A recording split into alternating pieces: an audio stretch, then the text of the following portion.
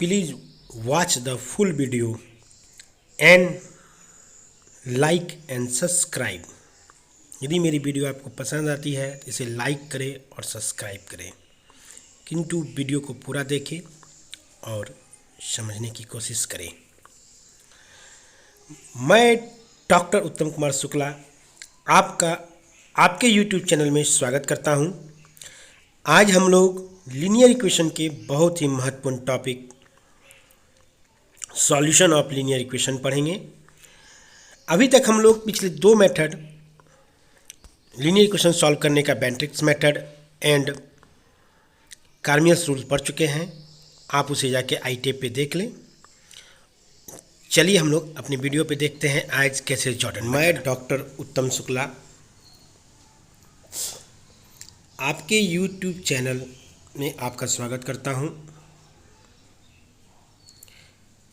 आज हम लोग मैट्रिक्स अलजेब्रा का बहुत ही इम्पोर्टेंट टॉपिक लीनियर इक्वेशन पढ़ेंगे। Linear equation we know that all of the equation which is form ax plus by plus cz equal to 0, the power of variable equal to 1 is known as the linear equation। किसी भी equation में यदि हमारा power 1 रहेगा variable के ऊपर, that means के x y z या एक्स सिंगल वेरिएबल है तो ax plus b y, double variable है तो ax plus b y plus c z, यदि हम लोग 3 वेरिएबल हैं तो यदि वेरिएबल के ऊपर पावर 1 रहता है तो वैसे इक्वेशन को हम लोग लीनियर इक्वेशन कहते हैं। तो लीनियर इक्वेशन ऑफ 2 वेरिएबल हम लोग क्लास 10th में सॉल्व करने जानते थे, पढ़ चुके हैं। 4 मेथड से हम लोग पढ़े थे: eliminating method, substituting and substitution method, graph method और क्रॉस मल्टीप्लिकेशन मेथड। इसके अलावा यूजी सेमेस्टर 1 में हम लोग इसके पहले लीनियर इक्वेशन को सॉल्व करने के लिए मैट्रिक्स मेथड से पढ़ चुके हैं, साथ ही क्रेमर्स रूल भी पढ़ चुके हैं। आज की क्लास जो है हम लोगों की होगी एलिमेंट्री ट्रांसफॉर्मेशन मेथड से लीनियर इक्वेशन को कैसे सॉल्व करते हैं। इसे दूसरे नाम से हम लोग गॉसेस जॉर्डन एलिमिनेशन मेथड भी कहते हैं। चलिए, इसमें कुछ टर्मोलॉजी हैं, पहले उसको हमें समझना होगा। तो फर्स्ट है एग्यूमेंटेड मैट्रिक्स किसे कहते हैं।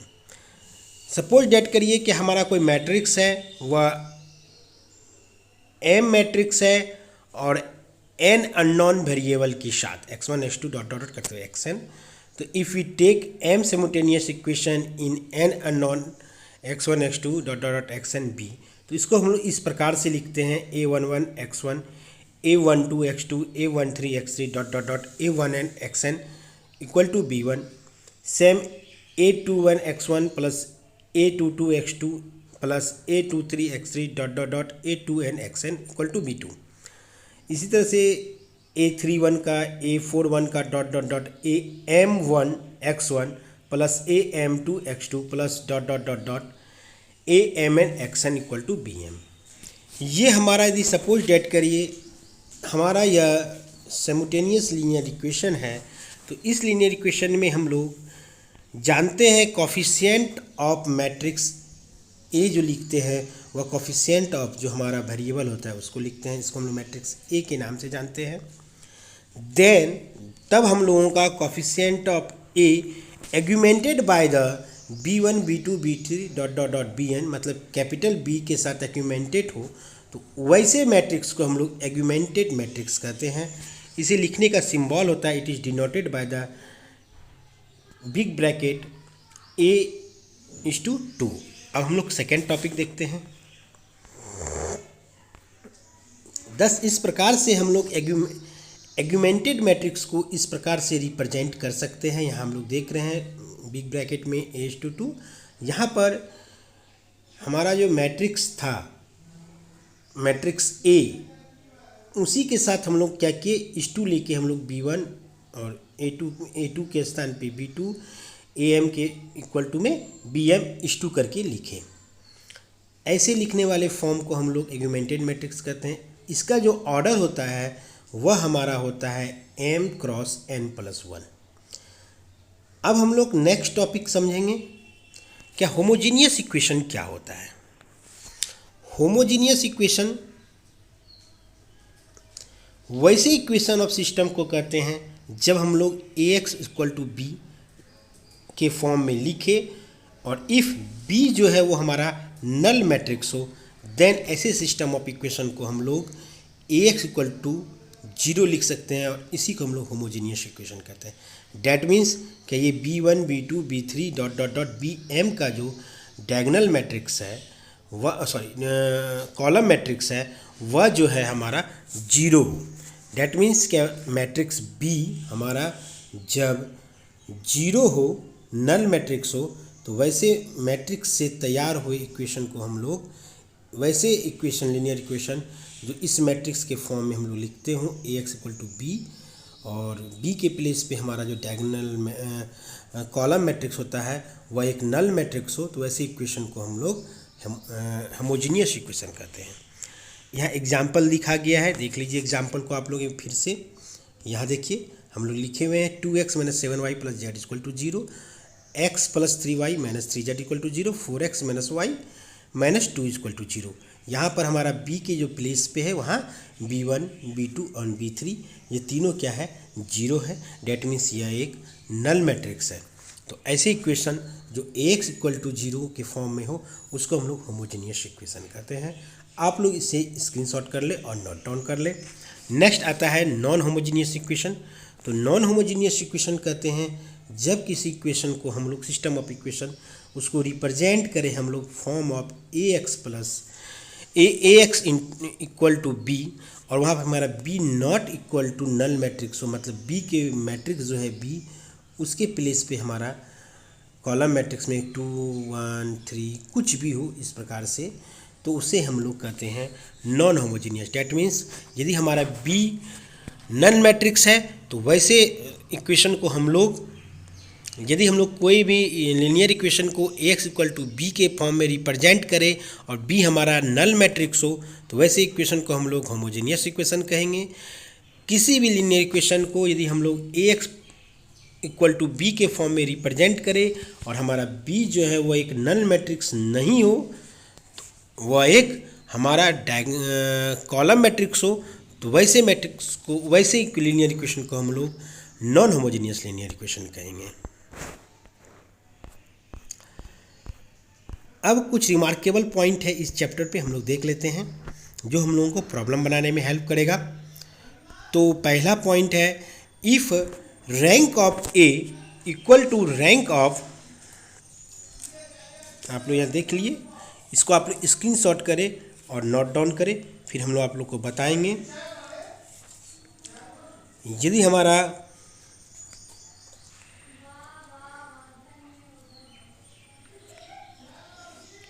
इफ़ हमारा रैंक ऑफ ए जो है rank of augmented matrix A B जो रिप्रेजेंट करते हैं एज टू बी में वो हमारा बराबर हो, तो वैसे हम लोग इक्वेशन ऑफ सिस्टम को जो है कंसिस्टेंट कहेंगे। कंसिस्टेंट इक्वेशन कब कहेंगे? जब हमारा रैंक ऑफ ए जो है वह इक्वल टू हो रैंक ऑफ एग्यूमेंटेड मैट्रिक्स के, तो हम लोग वैसे सिस्टम को जो है सिस्टम ऑफ इक्वेशन को जो है कंसिस्टेंट कहेंगे।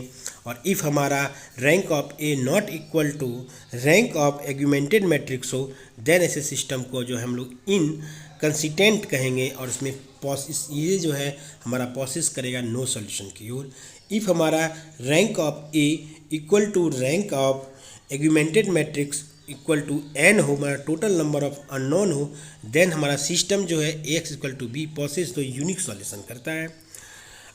इफ़ यदि हमारा rank of a equal to rank of augmented matrix A B हो और हमारा इक्वल टू r हो जो रैंक ऑफ a से छोटा कम हो, then the system process to infinite number of solution. That means ये 4 की पॉइंट जो हम लिखे हैं, ये 4 की पॉइंट हम लोगों को ऑब्जेक्टिव में आता है, इसलिए इसे नोट डाउन करना आप लोगों के लिए बहुत इंपॉर्टेंट है। अब हम लोग नेक्स्ट आते हैं एक प्रॉब्लम जिससे प्रॉब्लम को बनाने के लिए सीखेंगे, और इस प्रॉब्लम के थ्रू ही हम लोग जो है लीनियर इक्वेशन को सॉल्व करने के लिए जो सीखेंगे गॉसेस जॉर्डन मेथड के थ्रू। चलिए अब हम लोग देखते हैं इस प्रॉब्लम को। आप लोग इस प्रॉब्लम को नोट डाउन भी कर लीजिए। ये आपके बुक लालजी प्रसाद का एक 3rd नंबर प्रॉब्लम है। तो अभी तक में हम लोग जान पाए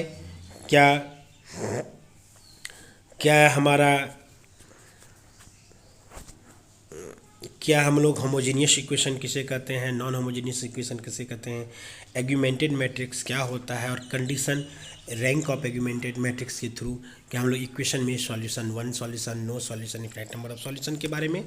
अब यह प्रॉब्लम है, so that the equation 5x + 3y + 7z = 4। First number equation है। सेकेंड नंबर इक्वेशन है हमारा 3x + 26y + 2z = 9। Third number equation है 7x + 2y + 10z = 5। अब ये तीन equation are consistent and solve them. कहता है कि ये इक्वेशन को हम लोग को प्रूव करना है कि ये तीनों इक्वेशन जो है हमारा कंसिस्टेंट है। डैट मीन्स क्या कंसिस्टेंट के लिए हमारा क्या रूल होता है। अब यहाँ पे देखिए हम लोग लिखे हुए हैं, यदि हमारा रैंक ऑफ ए जो है वह इक्वल टू रैंक ऑफ हमारा a/2, रैंक ऑफ ए जो है हमारा equal to rank of a/2, that means rank of A equal to हमारा जो है रैंक ऑफ एग्यूमेंटेड मैट्रिक्स के बराबर हो जाए। दोनों का रैंक ए का, मैट्रिक्स ए का और एग्यूमेंटेड मैट्रिक्स का यदि बराबर हो तो वैसे हम लोग इक्वेशन ऑफ सिस्टम को जो है कंसिस्टेंट इक्वेशन सिस्टम कहते हैं। चलिए अब देखते हैं सॉल्यूशन में। तो हम लोग यहाँ पर क्या किए कि यहाँ पे 5x + 3y + 7z इसके कोफिशिएंट, और 3x + 26y + 2z और 7y + 2y + 10z इसके जो कोफिशिएंट से हम लोग मैट्रिक्स ए तैयार कर लिए। ये हमारा ए मैट्रिक्स तैयार हो गया, ये हमारा ए मैट्रिक्स तैयार हो गया। अब हम लोग इसके बाद यहाँ हमारा जो रो मैट्रिक्स बी होता है, कैपिटल बी, वह हम लोग तैयार लिखे 4, 9 और 5 के थ्रू। तो हमारा मैट्रिक्स 4, 9, 5 हुआ। अब हम लोग जो पहले से पढ़ते आ रहे हैं मैट्रिक्स को सॉल्व, लीनियर इक्वेशन को सॉल्व करने के लिए बाय द मैट्रिक्स मेथड और बाय द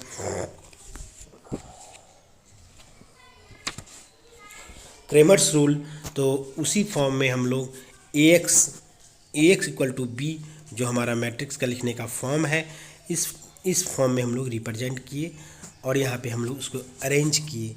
तो यहाँ पे हम लोग देखिए लिखे हैं matrix A × x = matrix B। अब इस मैट्रिक्स जो हमारा ax = b फॉर्म तैयार हुआ है, इससे हम लोग एग्यूमेंटेड मैट्रिक्स निकालेंगे, उस फॉर्म में लिखेंगे। देन द एग्यूमेंटेड मैट्रिक्स को हम लोग इस प्रकार लिख सकते हैं a/b। हमने आपको पहले बताया था कि मैट्रिक्स a लिख के इस2 में b, इस2 में b1, इस2 में b2, इस2 में b3 करके हम लोग लिखते हैं। इस प्रकार से जो रिप्रेजेंट करते हैं मैट्रिक्स को, इसी को हम लोग कहते हैं एग्यूमेंटेड मैट्रिक्स। अब ये दोनों लिखने के बाद अब हम लोग क्या करेंगे, एलिमेंट्री रो ऑपरेशन के थ्रू हम लोग वैल्यू निकालेंगे किसका, एग्यूमेंटेड मैट्रिक्स का। एग्यूमेंटेड मैट्रिक्स में हम लोग चेक करेंगे एलिमेंट्री रो ऑपरेशन के थ्रू क्या यह किस रैंक के हैं, रैंक 3। डैट मीन्स ये 3 का मैट्रिक्स 4 का मैट्रिक्स है, तो इसका रैंक जब भी होगा हमारा 3 होगा या तो 3 से कम होगा। तो अब यहाँ पे इसको बनाने के लिए रूल होता था मैट्रिक्स का कि हम लोग फर्स्ट जब प्लेस पे A11 के प्लेस पे हम लोग 1 लाना होता है, तब फर्स्ट स्टेप हम लोग करते थे। तो अब इसी के लिए फर्स्ट स्टेप 1 लाने के लिए हम लोग क्या किए, हमारा रो जो था, ये रो, इस रो पे जो हमारा प्लेस पे 5 था, तो हम लोग डिवाइड कर दिए 5 से, और हमारा यहाँ पर आ गया क्या आया 1। और यहाँ पे हमारा 3 था तो 3/5 हो गया, 7 थे तो 7/5 = 4/5 R1 के प्लेस पे। अब आते हैं हम लोग 8। इसके बाद हमारा सेकेंड स्टेप होता था कि यहाँ पर जो हमारा A21 और A31 के प्लेस पे 0 लाने के लिए लाना होता था। फिर हम लोग फिर इसको जीरो लाते थे, फिर इसको जीरो लाते थे। तो हम लोग जब इसे जीरो लाने के लिए हम लोग को क्या करना होगा, क्या R2 माइनस 3R1 करना होगा और R3 माइनस 7R1 करना होगा। देखिए यहाँ पे हम लोग वही ऑपरेशन किए, R2 tends to R2 minus 3R1, R3 equal to R3 minus 7R1। तो हम लोग जब इसे कैलकुलेशन करते हैं तो हमारा यहाँ पे 3 और यहाँ पे 3 तो 3 3 0, यहाँ पर हो गया 26 माइनस 3 3 जा 9/5, डेट मीन्स 121/5। 2 माइनस 7 कैश 21/5 माइनस 10 माइनस 21, डेट मीन्स क्या हमारा आया minus 11/5। 9 minus 12/5 that equal to हमारा आया 33/5। इसी प्रकार से जब R3 हम लोग सॉल्व करते हैं, R3 माइनस 7R1, तो यहाँ पे 0, 2 minus 21/5 that means 11/5।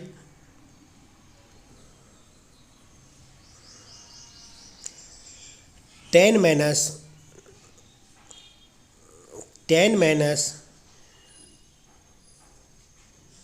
49/5 date means क्या 1/5, 10 5 5 50, 50 माइनस 49 1/5, और हमारा 5 माइनस 28/5 इक्वल टू माइनस 3/5। इस प्रकार से हमारा जो है एक मैट्रिक्स एलिमेंट्री रो ऑपरेशन करने के। अब यहाँ पर हम लोग देख पा रहे हैं जैसा कि क्या हमारा जो R3 है और R2 है, यदि इस दोनों R3 प्लस R2 कर देंगे, 11 से मल्टीप्लाई कर दें R3 में, तो यहाँ हो जाएगा 121/5, 11/5 और यहाँ पे होगा 33/5, और इस दोनों को ऐड कर देंगे तो हमारा पता लगेगा कि रो 3 जो है वो पूरा कम्प्लीटली जीरो हो जाएगा।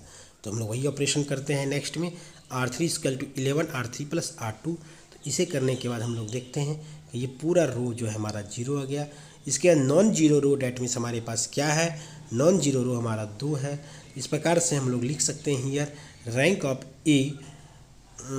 Rank of augmented matrix AB equal to 2, और यही हमारा equal to rank of A है। देखिए कैसे रैंक ऑफ A है, चूँकि हम लोग रैंक निकालने के लिए ये डिटर्मिनेंट रूल के थ्रू निकालते हैं, तो A और इसका डिटर्मिनेंट वैल्यू हमारा 0 आता है। डेट मीन्स यही हुआ कि हमारा रैंक जो है वह क्या है, 3 से कम, डेट मीन्स क्या है 2 है। अब हम लोग यहाँ पर चेक कर चुके हैं कि rank of augmented matrix equal to rank of A है, मैट्रिक्स है। तो हम लोग इसे कह सकते हैं कि ये सॉल्यूशन जो है कंसिस्टेंट सॉल्यूशन है। अब कंसिस्टेंट सॉल्यूशन जहाँ पर हमारा एक कंप्लीट रो जीरो हो गया, तो यहाँ पर हमको एक्स वाई का वैल्यू निकालने के लिए मानना पड़ेगा z इक्वल टू 2। तो पहले हम लोग देखते हैं कि ये दो इक्वेशन कौन कौन सा है। 10x इक्वल टू हमारा ये दो इक्वेशन बचा है, x plus 3y/5 plus 7z/5 equal to 4/5, और हमारा सेकेंड इक्वेशन बचता है 121y/5 minus 11z/5 equal to 33/5। ये हमारा दो इक्वेशन तैयार बचा है। इस दो इक्वेशन के बाद हम लोग यहाँ पर अब इसे सॉल्व करते हैं। तो हम लोग इक्वेशन सेकेंड को जब सॉल्व करते हैं तो हमारा देखिए 121/5y इक्वल टू 33/5 माइनस 11/5, 5 तीनों में कॉमन था, इसलिए इसे हम लोग कैंसिल आउट कर दिए। तो हमारा बचा 121y equal to 33 minus 11z। इस प्रकार हमारा यहाँ से z का वैल्यू जो है हम लोग 11 कॉमन ले लिए, और 121 से कैंसिल आउट होके 11 बचा, तो 3 माइनस z/11, इसे हम लोग इक्वेशन 3 मान लिए। अब इक्वेशन 3 में जो y का वैल्यू आया इसे हम लोग पुट कर देते हैं इक्वेशन 1 में, तो हमारा इक्वेशन 1 भी कम हो जाता है x प्लस 3/5 z में 3 माइनस z/11, और यहाँ पे हमारा 7/5 z इक्वल टू 4/5।